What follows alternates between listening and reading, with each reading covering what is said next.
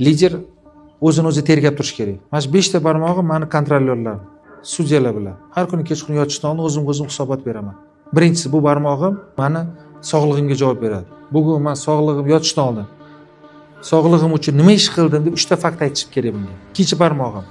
Men savol beraman. O'zing ustingda ishlash uchun nima qilding? 27 kitob o'qidim, kelib ketishimda audio kitob eshitdim, молодец deydi. Uchinchi barmog'im aytadi. Bu sen nima qilding oilang uchun deydi. Bugun farzandlaring bilan 5 minut kitob o'qidingmi?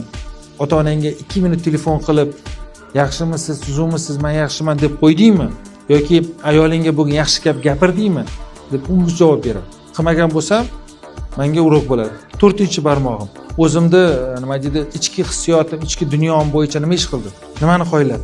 5-chisi karyera, ishxonangda nima qilding? Bugungi ishxonangda g'odday mashinangga o'tirib borib kelding, xalq pulini olding, shunga yarasha ish qildingmi? Shu 5tasiga javob bersam, toza vijdon bilan o'qiyman. Javob bera olmasam, kechasi bilan yomon tush ko'raman, ertalab turib bloknotimga yozaman. Liderlik aka, birinchi kunlik o'ziga o'zi hisobot berishni bilish kerak.